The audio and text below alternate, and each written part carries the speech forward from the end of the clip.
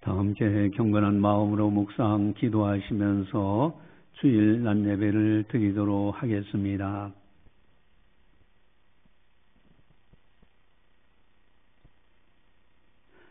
나는 주를 경외하는 모든 자들과 주의 법도들을 지키는 자들의 친구라. 하나님은 영이시니 예배하는 자가 영과 진리로 예배할지니라. 아멘. 사랑의 하나님 아버지 감사합니다. 주의 법들을 지키는 자, 주의 법을 사랑하는 자들이 진정한 나의 친구라고 말씀하신 것처럼 참으로 우리들 오직 주의 말씀 가까이 하고 말씀대로 살아가는 우리들 다 되게 하여 주시옵소서. 오늘도 복된 날을 허락해 주셔서 주님 앞에 영광 올려드릴 수 있도록 인도해 주심을 감사를 드립니다. 주님의 말씀을 근거해서 참된 예배 드리는 우리들 다 되게 하여 주시옵소서. 이 시간을 통하여 성부, 성자, 성령 하나님께서 영광 받아 주시옵소서. 감사하고 예수님의 이름으로 기도드리옵나이다. 아멘.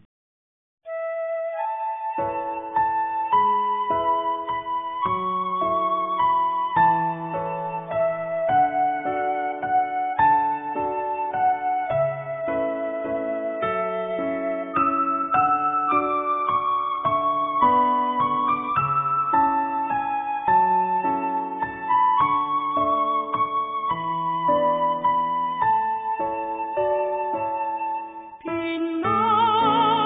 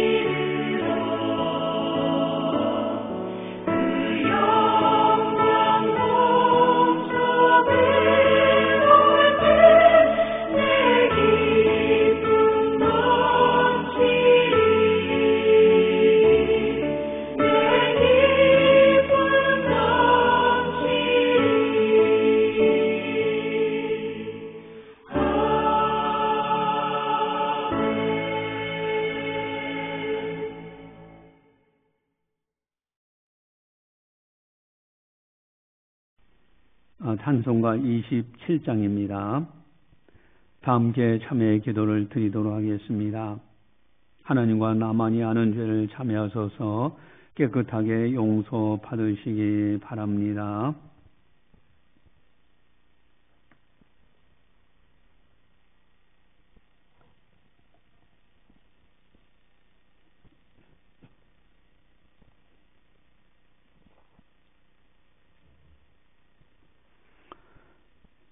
복 있는 사람은 악인의 꾀를 따르지 아니하며 죄인들의 길에 서지 아니하며 오만한 자들의 자리에 앉지 아니하고 오직 여호와의 율법을 즐거워하여 그의 율법을 주야로 묵상하는도다. 그는 시냇가에 심은 나무가 철을 따라 열매를 맺으며 그 잎사귀가 마르지 아니함 같으니 그가 하는 모든 일이 다 형통하리로다. 아멘. 사랑의 하나님 아버지 감사합니다. 참여할 수 있는 믿음도 주시고 기회도 주시어서 주님 앞에 참여함으로 깨끗하게 용서받을 수 있도록 인도해 주심을 감사를 드립니다. 이제 주의 말씀을 가까이 하여 주시어서 주님 뜻대로 살아가는 우리들 다 되게 하여 주시옵소서. 지는 날 되돌아볼 때 하나님 아버지 앞에 누를 끼치고 영광 가리고 또 하나님 앞에 작든 크든 죄를 지었던 모든 것 회개하오니 용서하여 주시옵소서. 감사하고 예수님의 이름으로 기도드리옵나이다. 아멘. 사도신경으로 우리의 신앙을 고백합니다. 나는 전능하신 아버지 하나님 존재의 창조주를 믿습니다. 나는 그의 유일하신 아들 우리 주 예수 그리스도를 믿습니다. 그는 성령으로 잉태되어 동정녀 마리에서 나시고 본디오 빌라도에게 고난을 받아 십자가에 못 박혀 죽으시고 장사된 지 사흘 만에 죽은 자 가운데서 다시 살아나셨으며 하늘에 오르시어 전능하신 아버지 하나님 우편에 앉아 계시다가 거기로부터 살아있는 자와 죽은 자를 심판하러 오십니다. 나는 성령을 믿으며 거룩한 공교회와 성도의 교제와 죄를 용서받는 것과 몸의 부활과 영생을 믿습니다. 아멘. 찬송가 202장입니다.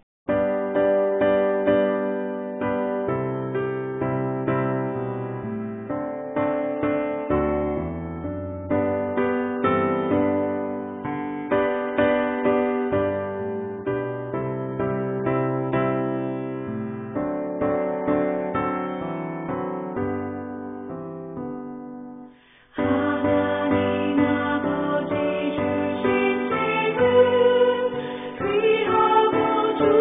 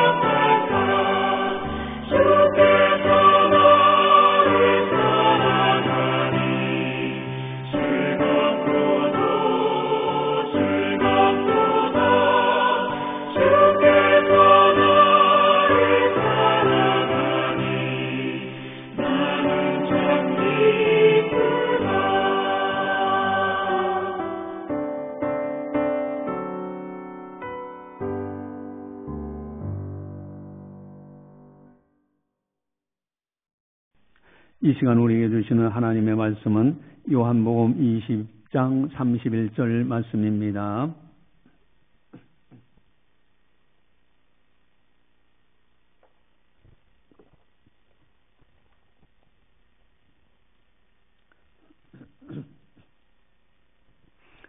이 말씀을 봉독할 때 살아계신 하나님의 말씀으로 들으시기를 바랍니다. 오직 이것을 기록함은 너희로 예수께서 하나님의 아들 그리스도이심을 믿게 하려 함이요 또 너희로 믿고 그 이름을 힘입어 생명을 얻게 하려 함이니라. 아멘. 요즘 사기꾼들의 지능이 대단히 뛰어납니다. 특별히 보이스피싱에서 많은 사람들이 억울한 일을 당하는 것을 보게 돼요. 당근 마켓, 많은 사람들이 중고거래를 많이 하잖아요. 근데 그곳에 금목걸이를 팔려고 내놨다가 이분이 자기 재산 가지고 있는 돈 7천만 원 전 재산을 다 잃어버린 사례가 있어요.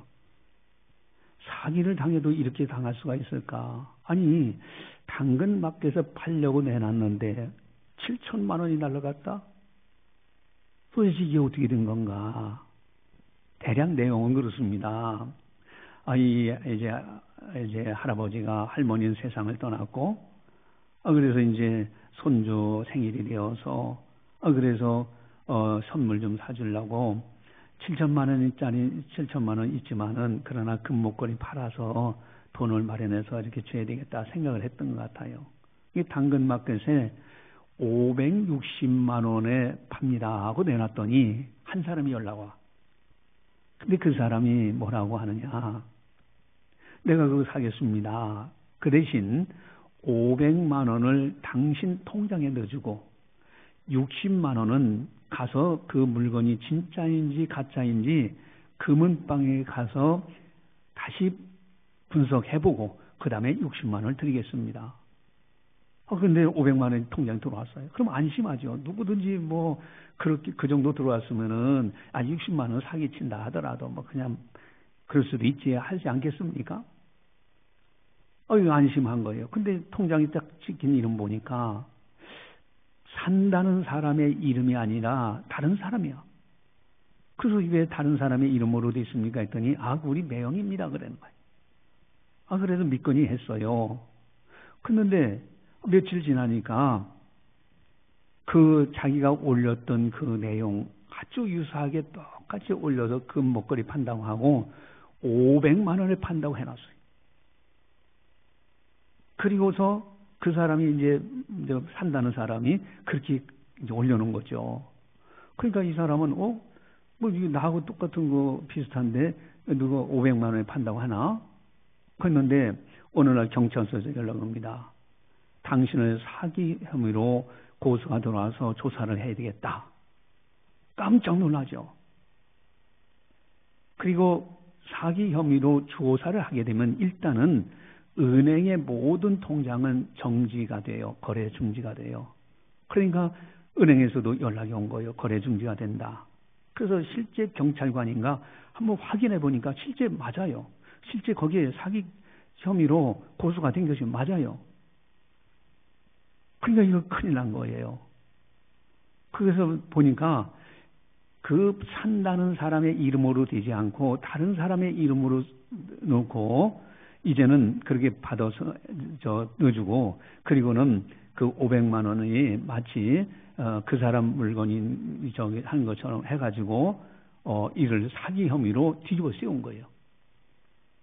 그러니까 이제 막 은행에서도 은행 거래 정지된다는 거 확인해 보니까 그렇게 되죠. 이제 예고가 나왔으니까 거래 중지될 겁니다라고 예고가 나오니까 7천만 원 있어. 그게 다급한 거예요.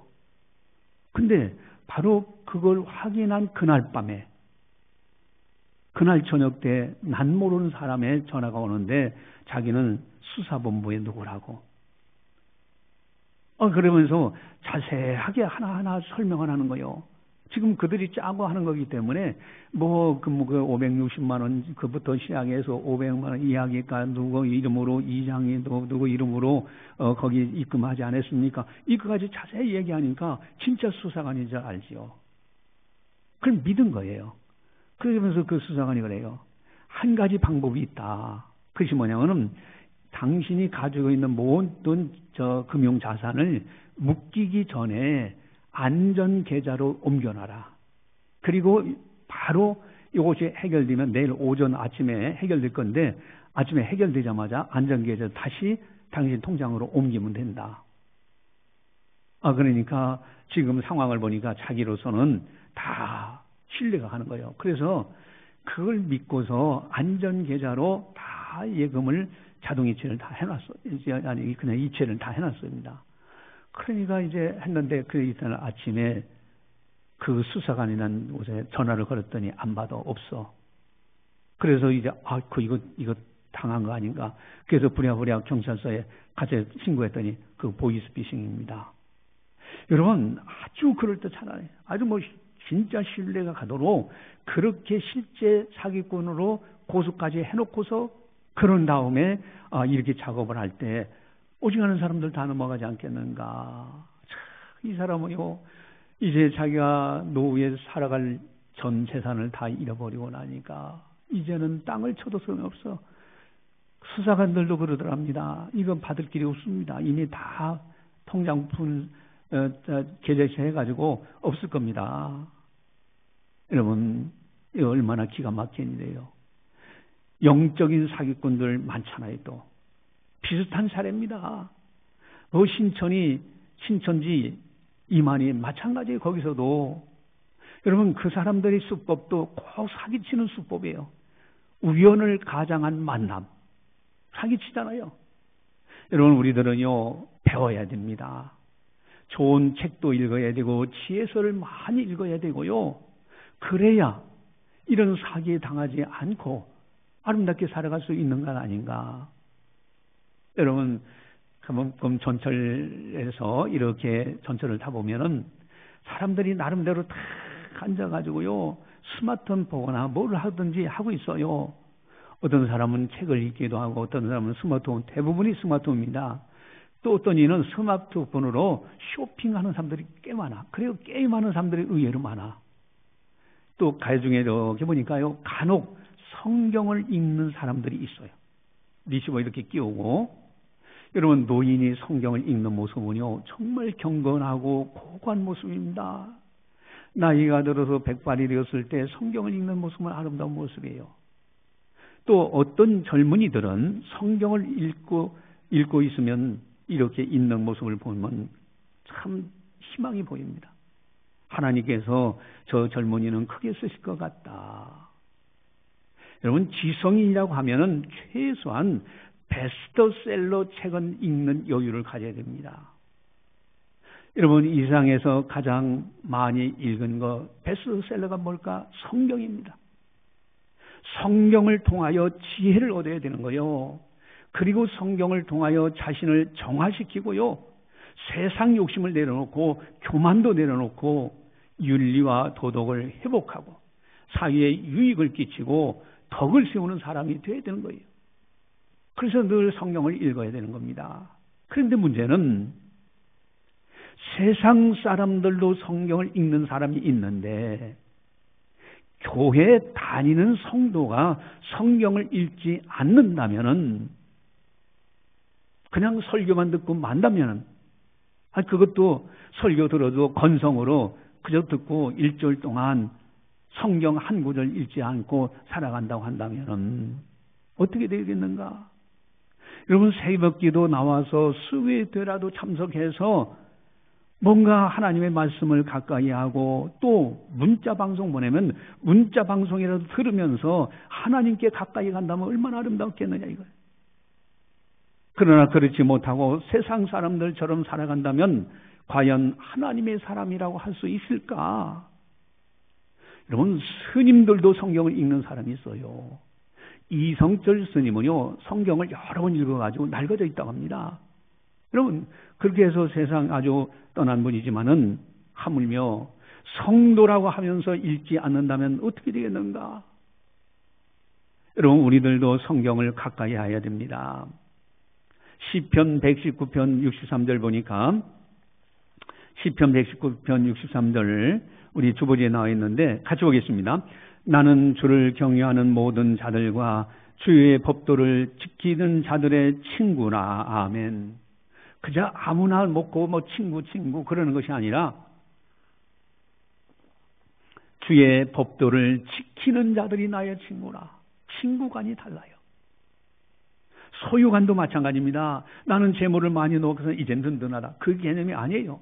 나의 소유는 뭐냐? 여러분 영적인 세계를 아는 사람들은 시편 119편 56절 가지고 고백해요. 주보지에 나와 있는데 시편 119편 56절 내 소유는 이것이니 곧 주의 법도들을 지킨 것이니라. 아멘. 내 소유는 이것이다. 주의 법도들을 지키는 것. 그것이 내 소유다. 내 재산이다. 여러분 세상 사람들의 재산관하고는 달라요. 그래서 복 있는 사람으로 살아갑니다. 여러분 복 있는 사람은 어떤 사람이냐? 시편 1편 1절에서 3절 우리 주보지에 나와 있는데 시편 1편 1절에서 3절 같이 보겠습니다. 복 있는 사람은 악인들의 꾀를 따르지 아니하며 죄인들의 길에 서지 아니하며 오만한 자들의 자리에 앉지 아니하고 오직 여호와의 율법을 즐거워하여 그의 율법을 주야로 묵상하는도다. 그는 시냇가에 심은 나무와 철을 따라 열매를 맺으며 그 잎사귀가 마르지 아니함 같으니 그가 하는 모든 일이 다 형통하니로다. 아멘. 복 있는 사람은 하지 말아야 될 것 하지 않고요. 하나님의 말씀을 주야로 묵상하는 거예요. 즐거워하면서. 여러분 이러한 사람들이 복 있는 사람이다. 시냇가에 심은 나무와 같이 그렇게 살아간다. 누구든지 복 있는 사람으로 살고 싶어 합니다. 누구든지 복 받기를 싫어하는 사람은 아무도 없어요. 복 있는 사람으로 살아가기를 위해서는 하나님의 말씀을 가까이 해야 됩니다. 그 율법을 즐거워하여 주야로 묵상하는 자. 우리들도 성경을 가까이 해야 됩니다. 그래서 시편 119편 103절에 보니까 시편 기자는 그렇게 고백합니다. 우리 시편 119편 3절 보시면은 주의 말씀의 맛이 내게 어찌 그리 단지요 내 입에 꿀보다 더 다니라. 아멘. 주의 말씀이 내 입에 어찌 그리 단지 꿀보다도 더 달다고. 여러분 주의 말씀을 늘 가까이 하는 사람의 아름다운 모습입니다. 또한 시편 119편 105절 주보지에 나와 있는데 같이 보겠습니다. 주의 말씀은 내 발의 등이요 내 길의 빛이니라. 아멘. 내가 나아가는 길 빛이 돼요. 만약에 걷는 사람이 빛이 없다면 걸려 넘어집니다. 여러분 나침반이 있어요. 나침반은 항상 북쪽을 가리킵니다.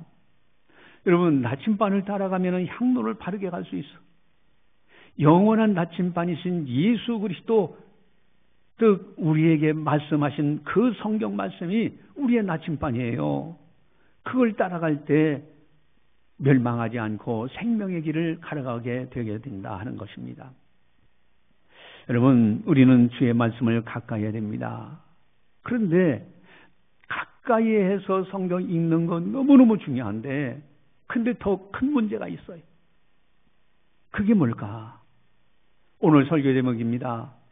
성경의 두 길이라는 제목이에요. 성경의 두 길. 똑같이 성경을 읽는데 두 종류의 사람이 있습니다. 성경을 읽지 않았어도 문제이지만은 더 큰 문제는 읽는데도 두 종류의 사람이 있다는 거예요.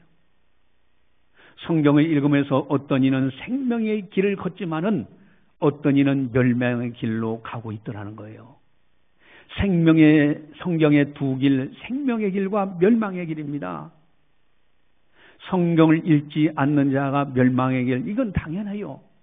성경을 읽지 않으니 어떻게 알겠습니까? 그러나 성경을 읽으면서도 멸망의 길로 간다고 한다면은 어떻게 되겠느냐 이거예요. 여러분 이단들도요 똑같은 성경을 봐요. 우리가 가지고 있는 성경 신천지는 물론 개혁 성경을 그 사람들은 고집을 하고 있습니다만은 여러분 정상적인 교회에서 개혁 개정을 보잖아요. 근데 이단들도 개혁 개정 보는 이단들 많아요. 철학과 교수들도 마찬가지입니다. 심지어 그들은요, 성경도 봐요.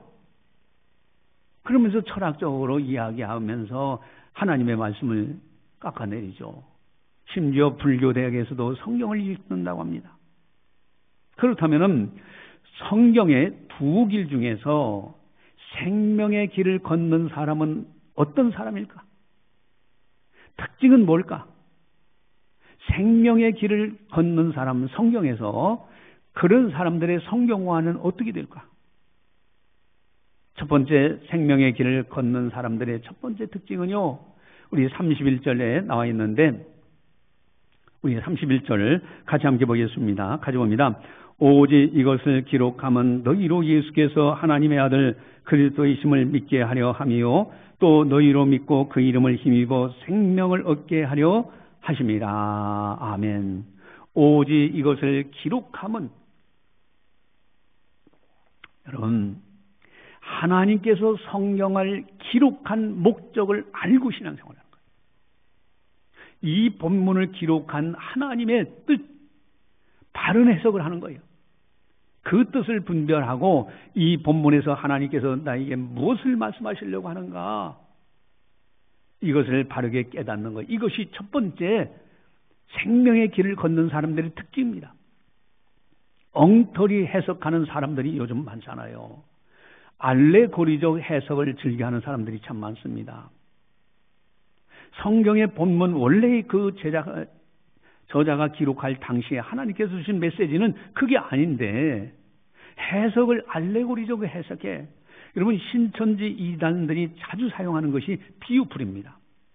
비유풀이는 이렇게 해석도 하고 저렇게도 해석할 수 있는, 아주 그럴듯하게 할 수 있는 것이 비유풀이에요. 또 요한계시록, 아직 이루어지지 않았기 때문에 그것을 조금 이렇게 곱게 해서 해석해도요, 사람들이 직감 못합니다.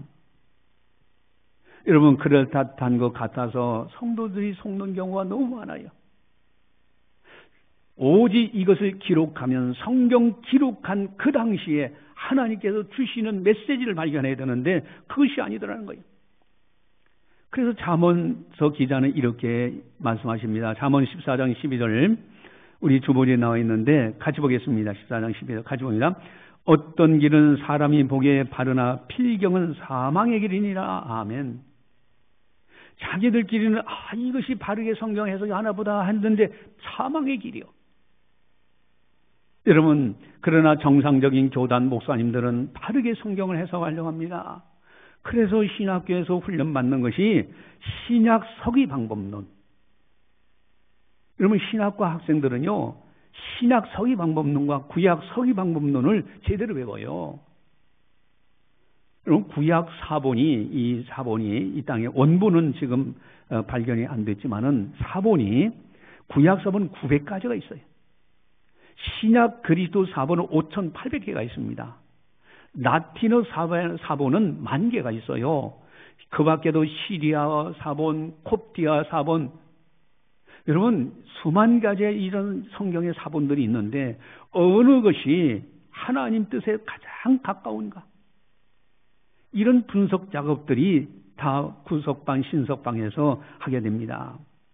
여러분, 본문에서 하나님께서 말씀하시는 그 뜻을 있는 그대로 찾아내고 선포하는 것, 이것이 아름다운 해석이요, 바른 해석입니다. 여기에 생명의 길이 있는 거예요.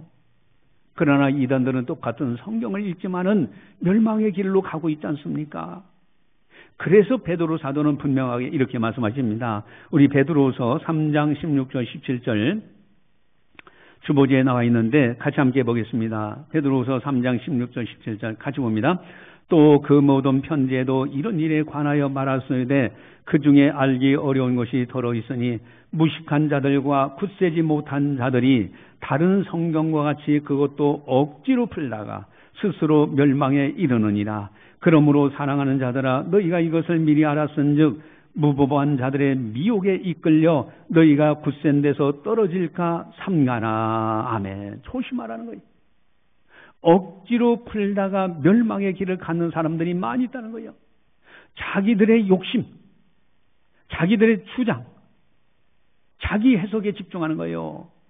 여러분, 고라당의 반역이 왜 일어났습니까? 너희만 하나님의 영이 임하느냐? 우리들도 임한다. 여러분, 잘못된 해석, 잘못된 신앙관 아닌가요? 바리새인들이 독살 자식들이 됩니다. 그들이 성경을 보면서 자기들 나름대로 자기들이 유리하게 해석하는 거예요. 영지주의 이단들도 마찬가지였습니다. 중세 면죄부라는 것, 돈을 주고 죄 용서받는 것을 사는 이러한 일들. 여러분, 번영신학이라든가 극단적 신비주의. 여러분, 목회를 해도 정직하게 목회해야 돼요.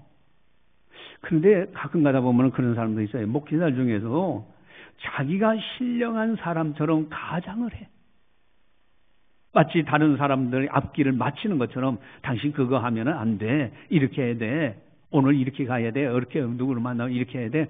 이러면서 마치 자기가 하나님의 직통 계시를 받아가지고 신령한 사람처럼 하는 이 모든 것. 이게 잘못된 겁니다. 여러분, 오직 성경을 이것을 기록하면 기록된 그 당시에 말씀하시는 메시지를 바르게 발견하고 선포하는 거. 그래서 우리는 성경을요, 하나님의 말씀, 그래서 늘 이제 교회에 나와서 말씀 배우고 예배를 통해서 예배 시간에 말씀 배우고 그렇게 깨닫는 거예요. 이것이 아주 중요한 것입니다. 이게 생명의 길을 걷는 거예요. 두 번째 생명의 길을 걷는 두 번째 아주 중요한 비결이 있는데 그것은 31절입니다. 우리 31절을 함께 다시 한번 보겠습니다. 같이 봅니다. 오직 이것을 기록하면 너희로 예수께서 하나님의 아들 그리스도이심을 믿게 하려 함이요 또 너희로 믿고 그 이름을 힘입어 생명을 얻게 하려 함이니라. 아멘. 오직 이것을 기록하면 너희로 예수께서 하나님의 아들 그리스도이심을 믿게 하려 함이라. 믿도록, 예수님을 믿도록 하기 위해서 기록했다는 겁니다. 여러분, 성경을 읽으면서 예수님은 누구신가를 알게 됩니다. 특별히 중요한 것 두 가지를 깨닫게 돼요. 하나는 예수께서 하나님의 아들이심을, 예수께서 하나님의 아들 되심을 깨달아요. 여러분, 하나님의 아들이라는 것은 인간이 이렇게 아기를 낳는 개념이 아니에요. 이거는 하나님과 동등되지만은 곧 하나님 되신다는 뜻이에요. 거기에 위격이 다른 것을 말씀하신 거예요. 역할이 달라요. 여러분, 예수님의 신성입니다. 하나님 되심을 발견하는 거예요. 여러분, 예수님이 물 위를 걸은 사건이 믿지 않는 사람들은요, 이거 화왕 때다. 이게 누가 만들어 놓은 이야기 아니냐. 그런데 정말로 영적인 세계를 알고 믿음 있는 사람들은 그러니까 예수님이야말로 하나님이시고 하나님의 아들이시지, 메시아지, 구원자시지, 이 고백이 나와지는 거예요. 여러분, 우리들은요, 예수님은 하나님 되심을 아는 거예요. 이런 사람들이 성경을 읽으면서 예수님이야말로 하나님이시구나, 이것을 아는 사람들은 생명의 길을 걷는 사람들이요. 그런 사람들은 예수님에 대한 고백합니다. 주여, 주님은 하나님이십니다. 곧 하나님의 아들이십니다.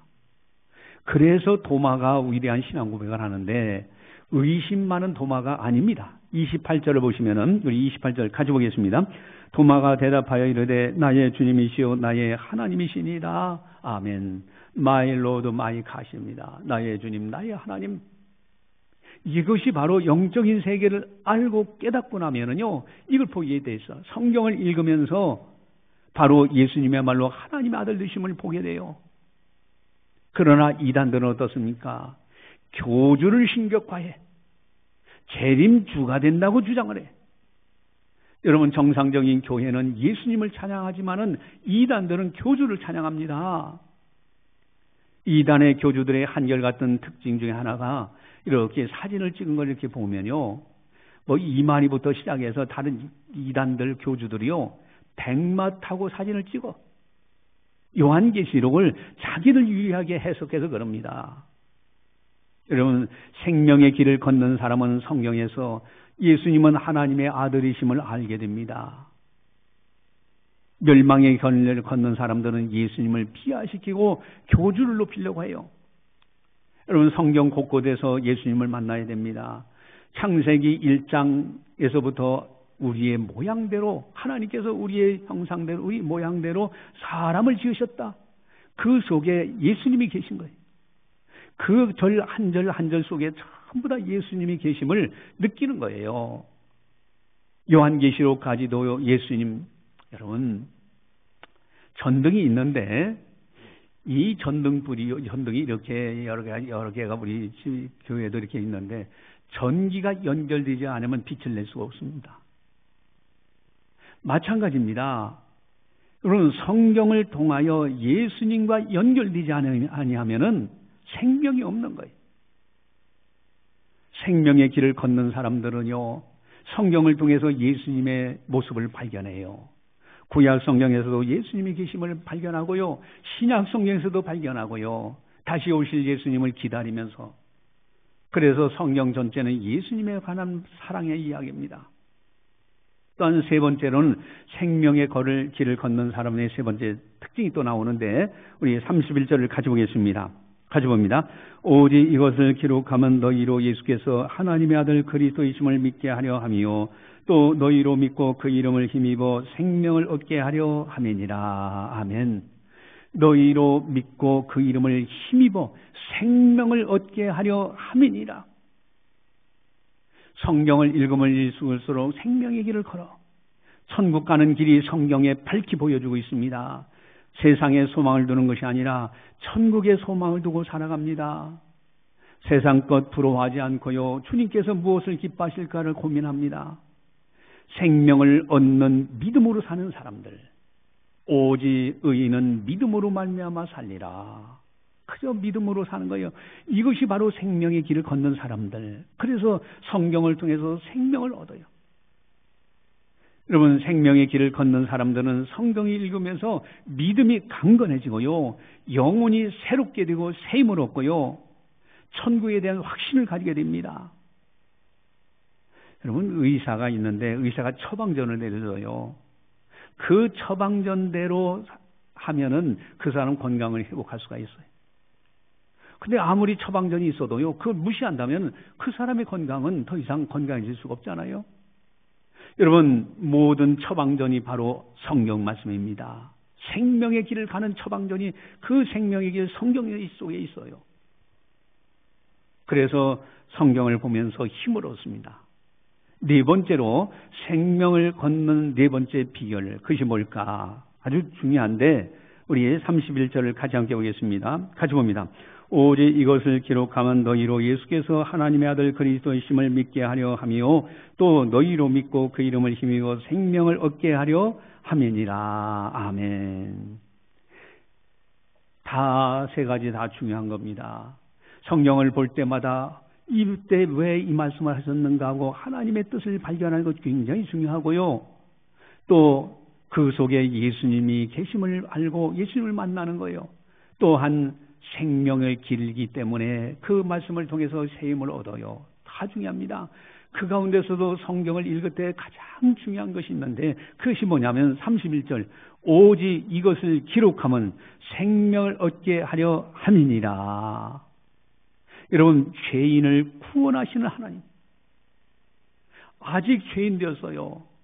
여러분, 죄인임은 멸망당하고 무시당할 수밖에 없는데 그러한 사람을 구원하시는 하나님의 사랑이 성경에 곳곳에 있어요. 그래서 성경은 하나님의 사랑의 편지입니다. 성경을 읽으면서 그것을 발견할 수 있어야 돼요. 그래야 성숙한 신앙인이 됩니다. 요한복음 3장 16절에 보면은 분명히 그렇게 나오죠. 주보지에 나와 있는데 요한복음 3장 16절 같이 보겠습니다. 하나님이 세상을 이처럼 사랑하사 독생자를 주셨으니 이는 그를 믿는 자마다 멸망하지 않고 영생을 얻게 하려 하심이라. 아멘. 하나님이 세상을 이처럼 사랑하사. 성경 모든 것 한 절도 빠지지 않고 다 나를 향한 하나님의 사랑의 편지. 이것을 볼 줄 아는 사람, 여러분, 생명의 길을 걷는 사람들은 이것을 봐요. 여러분, 신구약 성경 한 절 한 절 속에서 하나님께서 나를 극진히 사랑하시는구나, 이것을 느끼게 됩니다. 여러분, 성경에 죄를 심판하는 무서운 장면들이 나오죠. 막 죽이고 막 하나님께서 직접 심판하시죠. 그걸 보면은 하나님의 사랑을 깨달아야 돼요.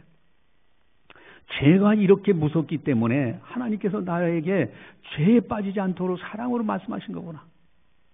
또 설령 내가 죄를 졌어요. 그럴 때는 죄악이 이렇게 무서운 것이기 때문에 빨리 나와라.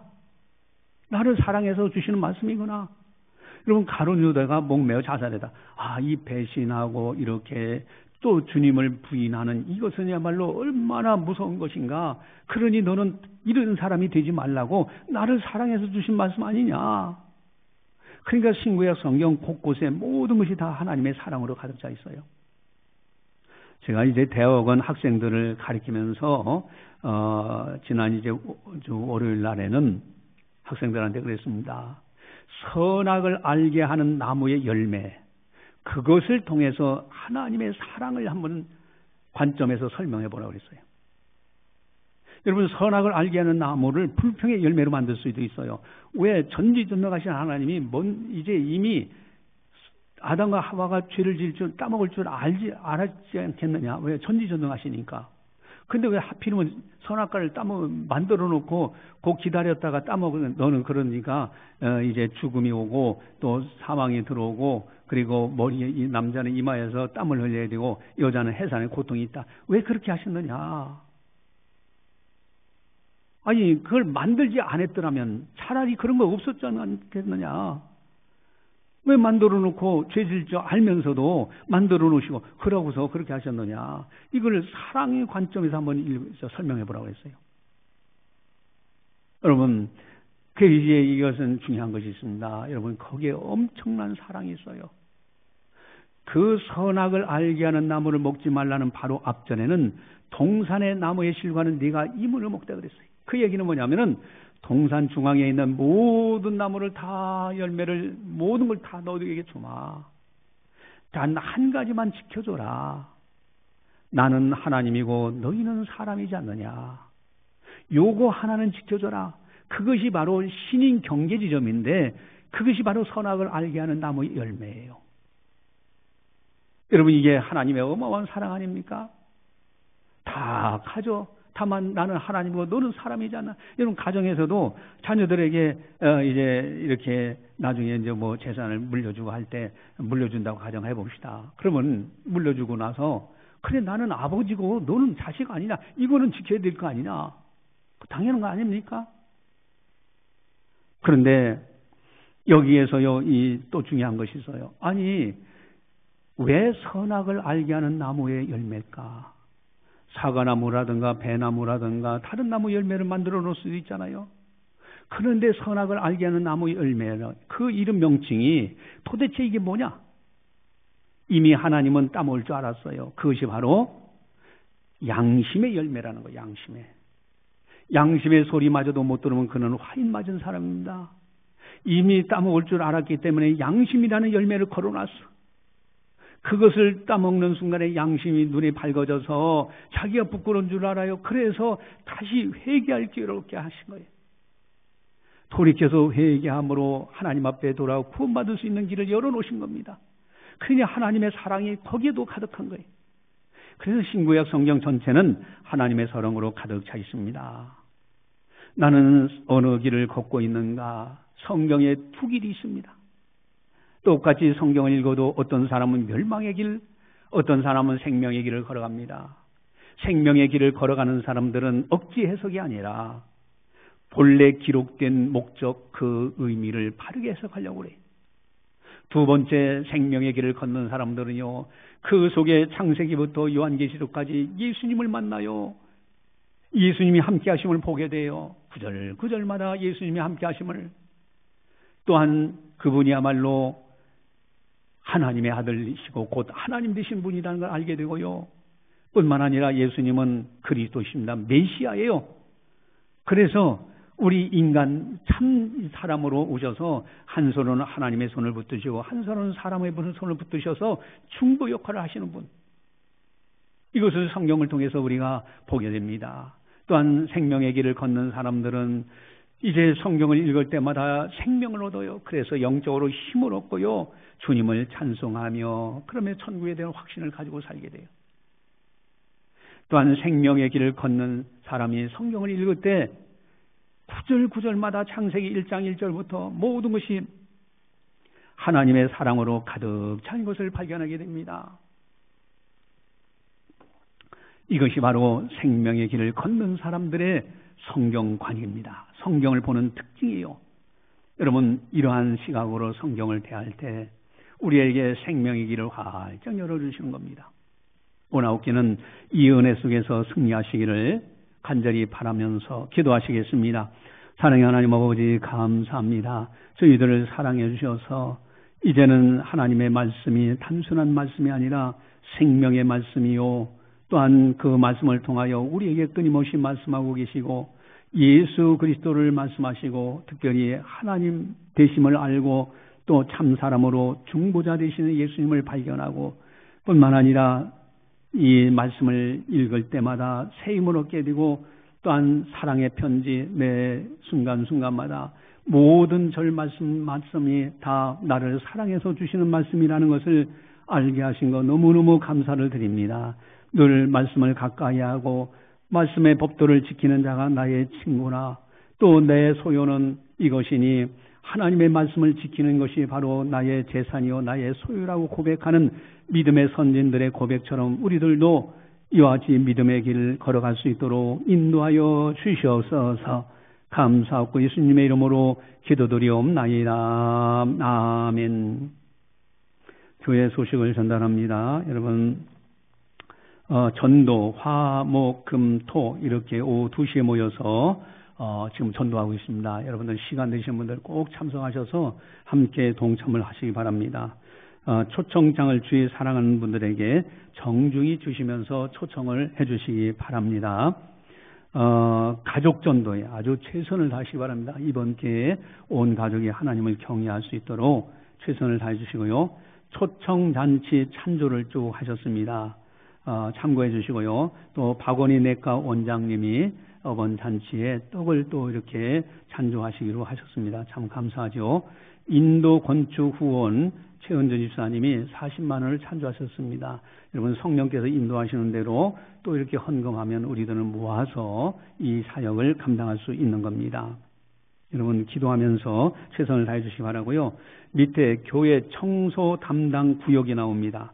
점심 식사 후에 바로 청소를 해 주시기를 부탁을 드립니다. 거기에 담당 이렇게 맡은 바 자기 청소 구역은 자기들이 본인들이 하시기를 바랍니다.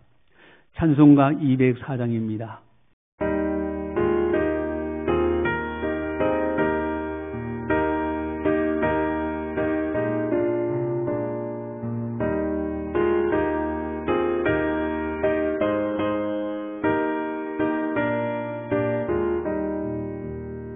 주의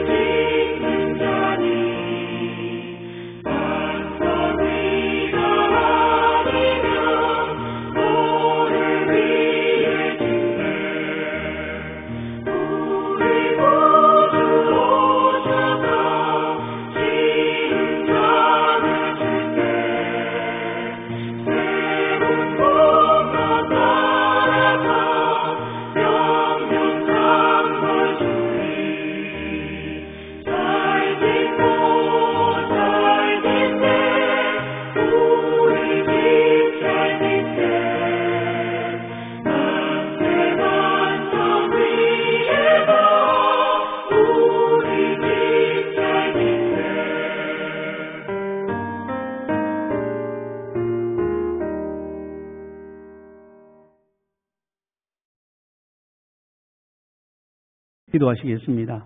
사랑의 하나님 아버지 감사합니다. 저희들을 사랑해 주시고 오늘도 변함없이 참으로 주님 앞에 영광 올려드릴 수 있도록 거룩한 주일 주님 앞에 영광 올려드릴 수 있도록 인도해 주심을 감사를 드립니다. 뒤돌아보면 모든 것이 하나님 아버지의 은혜로 여기까지 이르게 된 것을 고백합니다. 사랑하는 성도들 주님의 은혜에 감사해서 정성껏 드립니다. 주님 먼저 기쁨으로 받으시옵시고 그 예물이 사용되어진 곳에 주님의 뜻이 이루어지게 하시고 우리 교회가 든든히 서가는 가운데서 땅끝까지 복음 전하는 아름다운 창신교회 되게 하여 주시옵소서. 또한 한 주간도 믿음으로 승리할 수 있도록 도와주시옵시고 영혼이 잘된같이 범사가 잘되고 강건하리한 축복으로 채워주시옵소서.